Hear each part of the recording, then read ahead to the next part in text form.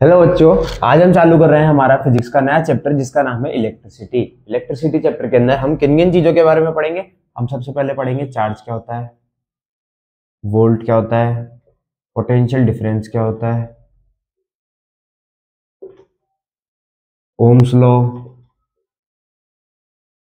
और भी बाकी रेजिस्टेंस वगैरह और भी चीजें आती है। सबसे पहले हमको ये समझना होगा कि सब्सटेंस होते हैं वो तीन तरीके के होते हैं। कौन कौन से? सबसे पहले होते हैं कंडक्टर,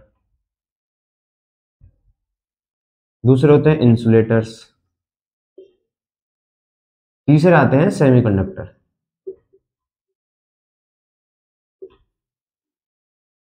कंडक्टर्स क्या होते हैं? कंडक्टर्स वो होते हैं जो कि इलेक्ट्रिक करंट को खुद के अंदर फ्लो होने देते हैं। इंसुलेटर्स होते हैं जो कि इलेक्ट्रिक करंट को खुद के अंदर से फ्लो नहीं होने देते। इसके एग्जांपल्स हो गए आपके कॉपर, एल्यूमिनियम एक्सेट्रा। इंसुलेटर्स के एग्जांपल हो गए वुड, प्लास्टिक वगैरह ये सब। ये आते हैं सेमीकंडक्टर। सेमीकंडक्टर का मतलब हो गया कि ये खुद के अंदर से करंट को पास होने तो नहीं देंगे, लेकिन कुछ पर्टिकुलर सिचुएशंस या कुछ कुछ पर्टिकुलर कंडीशंस के अंदर ये करंट को खुद के अंदर से पास होने देते हैं। इनके एग्जांपल्स अभी हम आगे पढ़ेंगे। बाकी सेमीकंडक्टर से होता है कि करंट को पास होने देंगे लेकिन कुछ पर्टिकुलर कंडीशंस के होने पर ही। हाँ जी बच्चों, अगला हमारा टॉपिक आता है इलेक्ट्रिक चार्ज। इलेक्ट्रिक चार्ज क्या होता है? इलेक्ट्रिक चार्ज आपकी फिजिकल प्रॉपर्टी होती है एक किसी भी एलिमेंट की, जो कि किसी भी एक इलेक्ट्रोमैग्नेटिक फील्ड की प्रेजेंस में एक पर्टिकुलर फोर्स ऑब्जर्व करता है। उसको हम बोलते हैं इलेक्ट्रिक चार्ज। अभी होता है दो तरीके का। एक होता है आपका पॉजिटिव, एक होता है आपका नेगेटिव। पॉजिटिव चार्ज कब होगा? जब ये इलेक्ट्रॉन डोनेट करेगा।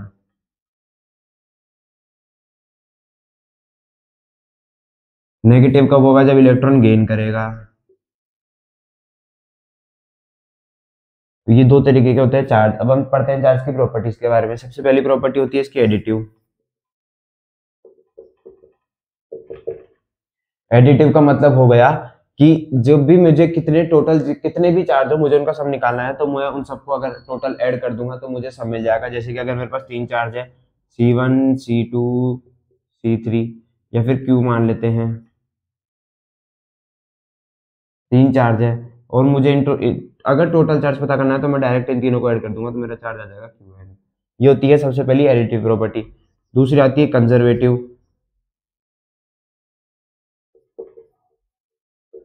जो कि हम पढ़ते हैं कंजर्वेशन ऑफ चार्ज, जिसको हम बोलते हैं charge can neither be created nor be destroyed. तीसरी आती है इनवेरिएंट।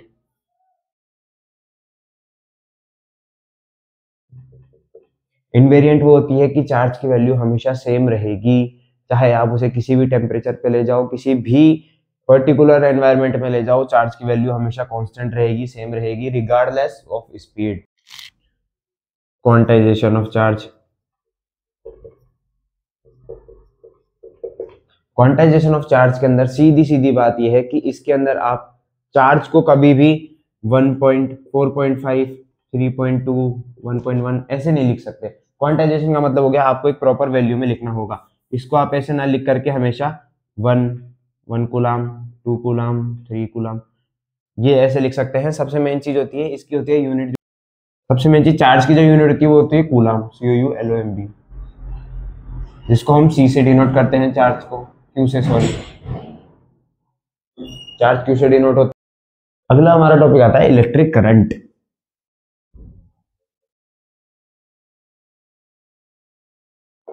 इलेक्ट्रिक करंट क्या होता है? सीधी सीधी डेफिनेशन है, the flow of charge in a wire is known as electric current. अभी देखते हैं कैसे होता है। हम मानते हैं हमारा इलेक्ट्रिक करंट होता है, इसको हम डिनोट करते हैं I से। इलेक्ट्रिक करंट की यूनिट होती है एम्पियर।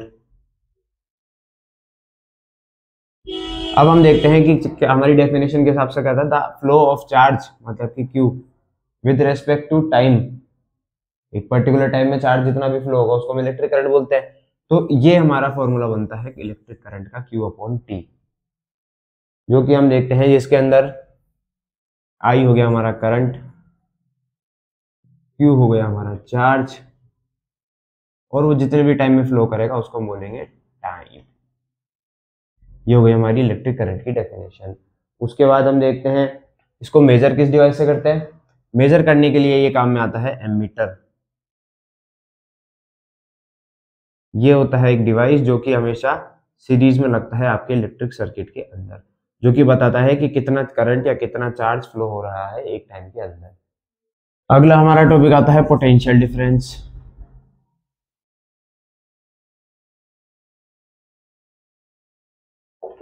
पोटेंशियल डिफरेंस क्या होता है? मैं मानता हूं कि ये एक मेरा कोई फील्ड है, यहां पर कोई एक चार्ज रखा है, इसको मैं चार्ज का नाम दे देता हूँ क्यू।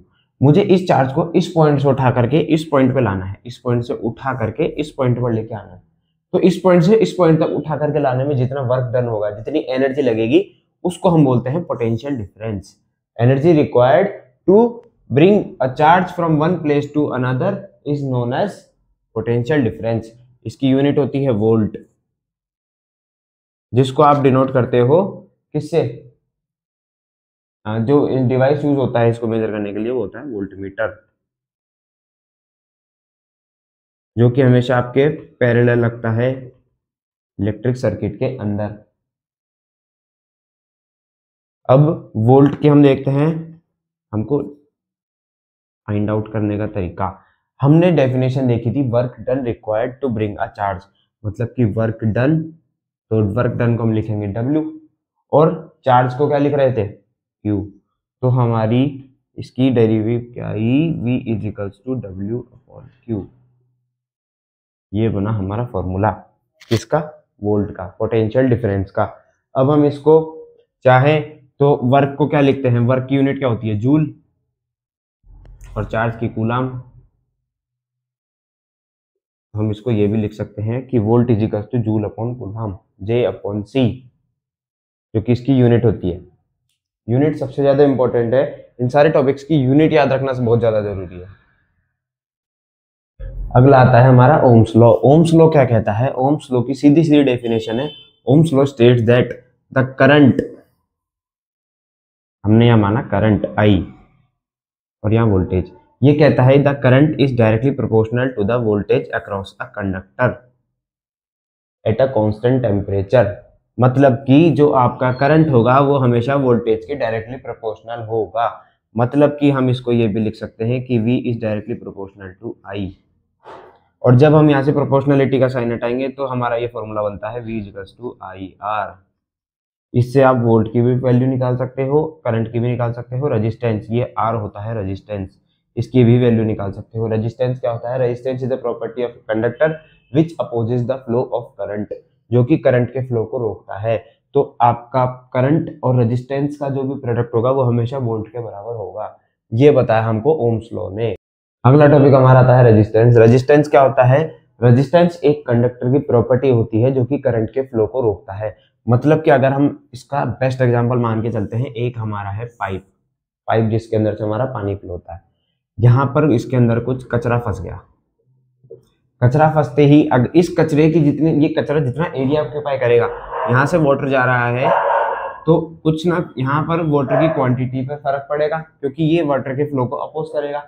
तो एक तरीके से ये जो कचरा हो गया हमारा, ये हो गया रेजिस्टेंस। और ये हमारा जो पाइप है ये बन गया हमारा एक तरीके से वायर। तो एक तरीके से ये जो रेजिस्टेंस है ये हमारे करंट को अपोज कर रहा है, फ्लो होने से रोक रहा है, उसकी वैल्यू को कम कर रहा है। इस एग्जांपल के थ्रू हम समझ सकते हैं कि जो रेजिस्टेंस होता है, जैसे कि हमारा ये वायर है, यहाँ पर बीच में हमने रेजिस्टेंस ऐड कर दिया, तो अब यहाँ पर अगर 5 ओम की वैल्यू जा रही है तो यहाँ पर जितना रेजिस्टेंस ऐड होगा उतना करंट अपोज होकर के रिमेनिंग वैल्यू बाकी जाके फ्लो होगी। इस प्रॉपर्टी को बोलते हैं रेजिस्टेंस, जो कि करंट के फ्लो को अपोज करता है। अब हम देखते हैं कि कौन कौन से फैक्टर्स हैं जो कि हमारे रेजिस्टेंस को अफेक्ट कर सकते हैं। सबसे पहले देखते हैं लेंथ। लेंथ किसकी? आपकी नहीं, वायर की। वायर की जो लेंथ होगी, जितनी ज्यादा होगी रेजिस्टेंस हमेशा उतना ज्यादा होता चला जाएगा। जैसे कि हम ये लिख सकते हैं resistance is directly proportional to length. उसके बाद हम आगे चलते हैं एरिया। एरिया जितना बढ़ता जाएगा रेजिस्टेंस उतना कम होता जाएगा। जैसे कि हमने ये वाला एग्जांपल माना था, अगर मैं इस पाइप के एरिया को बड़ा करता चला जाऊंगा तो ये कचरा जो है ये भी ऑटोमेटिकली प्रेशर के साथ चलाता जाए, मतलब बहता चला जाएगा। तो हम ये कह सकते हैं कि रेजिस्टेंस की वैल्यू भी कम होती चली जाएगी, तो जैसे जैसे एरिया बढ़ता जाएगा। तो यहाँ पर मैं लिख सकता हूँ resistance is inversely proportional to its area. और एक तीसरी चीज आती है जिसको हम बोलते हैं रेजिस्टिविटी। रेजिस्टिविटी क्या होगा? अलग अलग मटेरियल्स की अलग अलग रेजिस्टिविटी होती है, जिसको हम डिनोट करते हैं रो से। ये साइन होता है आपके पी, जो हम अल्फाबेट बनाते हैं उसके जैसा साइन होता है। अब जो मेन हमारा रेजिस्टेंस का फॉर्मूला बनता है इन तीनों को कंबाइन करके, क्या बनता है, resistance is equals to rho L upon में ए। ये होता है हमारा रेजिस्टेंस का फॉर्मूला।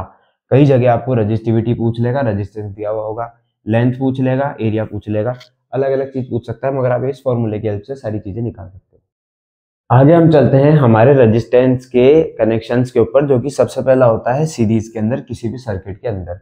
सीरीज के अंदर का मतलब है, जैसे कि हमने माना ये हमारा सर्किट है, ये हो गया हमारा रेजिस्टेंस R1, ये हो गया R2, ये हो गया R3, ये हो गए हमारे volt, plus minus plus minus plus minus, V1 V2 V3, और ये हो गया हमारा कनेक्शन एक तरीके से सर्किट का। अब इसके अंदर हम देखते हैं कि हमारे रेजिस्टेंस जो है वो तीनों के तीनों सीरीज में लगे हुए हैं। तो हम यहाँ पर इसकी एक डेरिवेशन आती है जिसको हम डिराइव करेंगे। तो हम सबसे पहले देखते हैं कि डिवाइड क्या चीज हो रही है। डिवाइड या हो रहा है वोल्टेज। तो हम लिखते हैं V equals to V1 plus V2 plus V3, क्योंकि हमको टोटल वोल्ट निकालना है। अब हम देखते हैं डिवाइड क्या हो रहा है, वोल्टेज। अब हमने ओम्स लॉ पढ़ा था, ओम्स लॉ के अंदर क्या था, V इक्वल्स टू IR। तो यहाँ पर मैं वैल्यू पुट कर सकता हूँ, क्या लिखूंगा मैं, IR is equals to I1 R1 plus I2 R2 plus I3 R3। आगे चलते हैं। अब I जो है सब में से कॉमन आउट हो जाएगा, IR is equals to I R1 plus R2 plus I और I कैंसल आउट। तो अब हमारे पास मेन जो I वैल्यू रजिस्टर सीरीज के अंदर वो I R is equals to R1 plus R2 plus R3। मतलब कि अगर कोई न्यूमेरिकल आता है और उसके अंदर अगर हमसे पूछे कि इक्विवेलेंट रेजिस्टेंस क्या है, तो उसके अंदर जितने भी रेजिस्टेंस हो अगर वो सीरीज में हो तो उनको डायरेक्ट ऐड कर देना, हमारी सीरीज करंट के अंदर इक्विवेलेंट रेजिस्टेंस की वैल्यू आ जाएगी। अगला हम पढ़ते हैं पैरेलल के बारे में, कि अगर सेम रेजिस्टेंस किसी और सर्किट के अंदर पैरेलली अरेंज्ड है तो उनके अंदर क्या होगा। जैसे कि हम देखते हैं ये है हमारा सर्किट, एक रेजिस्टेंस यहाँ आ गया, दूसरा रेजिस्टेंस यहाँ आ गया, तीसरा रेजिस्टेंस यहाँ चला गया।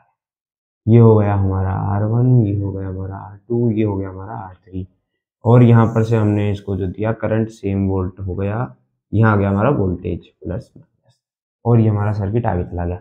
अगर हम यहाँ पर देखें तो हमारा वोल्टेज की जगह करंट डिवाइड हो रहा है, तो हम अगर इसकी डेरिवेशन को फॉलो करेंगे तो हमें टोटल करंट निकालना होगा। करंट के लिए हम क्या लिखेंगे, I is equals to I1 plus I2 plus I3। वही सेम हमने ओम्स लॉ के थ्रू भी पढ़ा था, V इक्वल्स टू IR। तो हमारी I की वैल्यू क्या हो गई, V अपॉन में R। तो हम वही चीज यहाँ पर रखते हैं, अप्लाई करते हैं वैल्यू को, V अपॉन में R is equals to V1 upon में R1 plus V2 upon R2 plus V3 upon R3। वही सेम चीज होगी कि इसके अंदर से पहले करंट जो सीरीज थी उसके अंदर से करंट कॉमन आउट आया था, इसके अंदर से हमको वोल्टेज दिख रहा है common out, V upon R is equals to V, हाँ सॉरी, हाँ V एक तरीके से कॉमन आ जाएगा, यहाँ पर बचेगा 1 upon R1 plus 1 upon R2 plus 1 upon R3। वही V and V cancel out, यहाँ पर भी 1 आ जाएगा। तो हमारा मेन एक तरीके से डेरिवेशन क्या बनेगा, 1 upon R gives 1 upon R1 plus 1 upon R2 plus 1 upon R3। ये बना हमारा पैरेलल कनेक्शन के लिए रेजिस्टेंस की वैल्यू, कि हम इस अगर पैरेलल के अंदर कनेक्शन दे रखा होगा तो हम ये वैल्यू पुट करके हम कोई भी इक्विवेलेंट रेजिस्टेंस की वैल्यू फाइंड आउट कर सकते हैं। अगला हमारा टॉपिक आता है इलेक्ट्रिक पावर। पावर क्या होता है, power is the consumption of energy, कि कितनी हमारी इलेक्ट्रिक एनर्जी जो है या कितनी इलेक्ट्रिसिटी है जो कि हम कंज्यूम कर पा रहे हैं। पावर जो होता है वो होता है हमारा kWh, जो कि होता है, ये होता है हमारा एनर्जी किलोवाट के अंदर, और ये होता है आर जो कि होता है हमारा टाइम। और ये जो हमारी इलेक्ट्रिक पावर होती है ये प्रोडक्ट होता है एनर्जी, ज्यादा ही गंदा लिख दिया, और टाइम का, इन दोनों का प्रोडक्ट होता है जिसको बोलते हैं किलोवाट पर आवर। इसकी वैल्यू हम निकालने के लिए हम क्या कर सकते हैं, 1000 वॉट मल्टीप्लाई बाय 1 घंटे के अंदर होते हैं 3600 सेकंड, तो हम डायरेक्ट लिख देते हैं 3600 सेकंड्स। अब उसके बाद हम इनको मल्टीप्लाई कर लेंगे तो हमारा अप्रोक्स आता है 3.6 मल्टीप्लाई बाय 10⁻6 जूल। ये आती है हमारी एक इलेक्ट्रिक पावर की वैल्यू। इसका फॉर्मूला क्या होता है अब हम वो देखते हैं। पावर को पी से डिनोट करते हैं, P इज टू वी आई। अब ये V हमको ओम्स लॉ से पता है कि ये होता है हमारा V is to I R. तो हमारा ये बन जाएगा I इंटू आई आर, तो ये बना P is to I square R.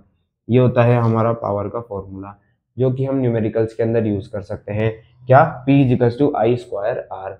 अब हम जो इसका KWH का यूज करते हैं, कहाँ करते हैं, डेली जब हमारे घर के अंदर जो बिजली आती है, वो जो आपकी बिजली आती है वो हम मेजर होती है किलोवाट पर आवर के अंदर, कि आपने एक एम्पियर